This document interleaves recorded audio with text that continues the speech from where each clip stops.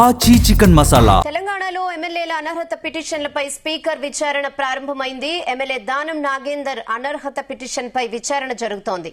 రేపు కడియం శ్రీహరి అనర్హత పిటిషన్ పై స్పీకర్ విచారించనున్నారు. అయితే స్పీకర్ తీసుకునే డెసిషన్ పై సర్వత్రా ఆసక్తి నెలకొంది. తొలుత బీఆర్ఎస్ ఎమ్మెల్సీ కౌశిక్ రెడ్డిని క్రాస్ ఎగ్జామినేషన్ చేస్తారని తెలుస్తోంది. కాగా తాను బీఆర్ఎస్ పార్టీకి రాజీనామా చేయలేదని, ఆ పార్టీ కూడా తనను సస్పెండ్ చేయలేదని దానం నాగేందర్ స్పీకర్ కు ఇంతకు ముందే వివరణ కూడా ఇచ్చారు.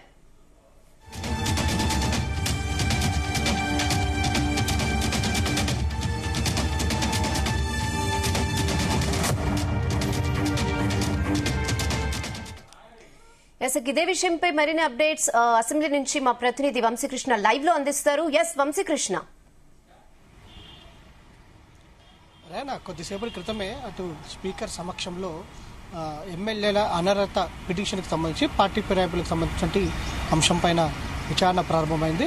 చివరిగా దానం నాగేందర్, కడియం శ్రీహరి వీరిద్దరు మాత్రమే మిగిలారు. ఈరోజు దానం నాగేందర్కి సంబంధించిన విచారణ కొనసాగుతుంది.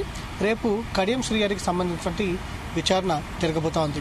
ప్రజెంట్ ఇప్పటికే దానం నాగేందర్కి సంబంధించినటువంటి విచారణ అనేది 15 రోజుల క్రితం జరిగింది.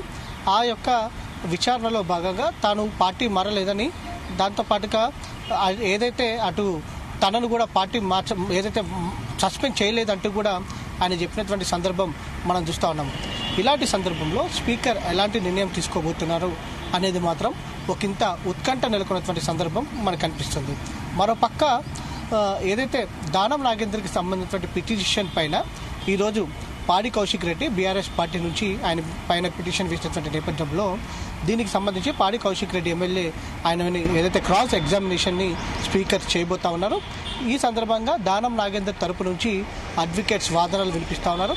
మరోపక్క పాడి కౌశిక్ రెడ్డి కావచ్చు, పాడి కౌశిక్ రెడ్డికి సంబంధించినటువంటి ఏదైతే అడ్వకేట్స్ ఉన్నారో వారందరూ కూడా ఈ విచారణలో పాల్గొంటున్నటువంటి సందర్భం కూడా మనకు కనిపిస్తూ ఉంది. దాంతోపాటుగా రేపు జరగబోయేటటువంటి కడియం శ్రీహరికి సంబంధించిన విచారణ ఏదైతే వారం రోజుల క్రితం జరిగినటువంటి విషయం మనందరికీ కూడా తెలిసిందే. ప్రజెంట్ వీరిద్దరికి సంబంధించిన విచారణ మాత్రమే, అటు డెసిషన్ మాత్రమే పెండింగ్లో ఉన్నటువంటి సందర్భం మనం చూస్తూ ఉన్నాం.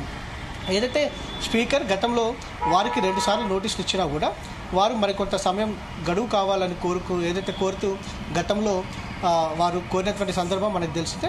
తదుపరి 15 రోజుల క్రితం వారిద్దరు కూడా విచారణకు హాజరవ్వడం జరిగింది.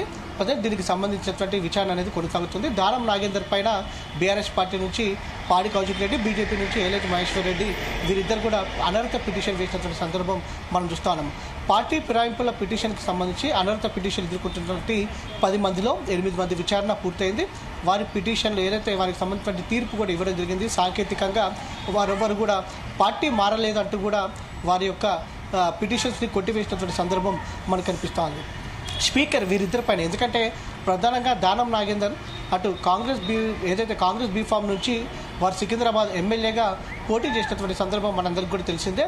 ప్రజెంట్ పూర్తి ఆధారాలను తాము స్పీకర్కి సమర్పించామంటూ కూడా బీఆర్ఎస్ పార్టీ లీగల్ టీం చెప్తున్నటువంటి సందర్భం కూడా మనకు కనిపిస్తోంది.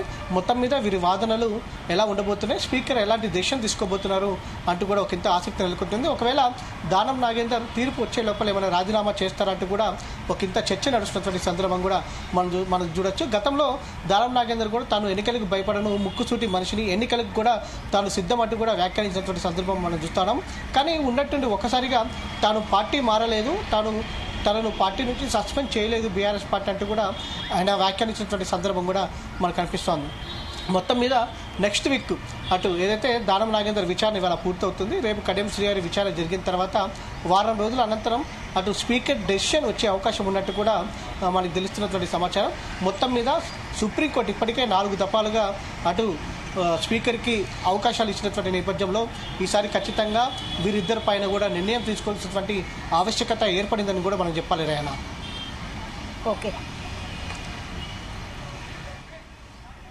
Okay Vamshikrishna, thanks for the updates.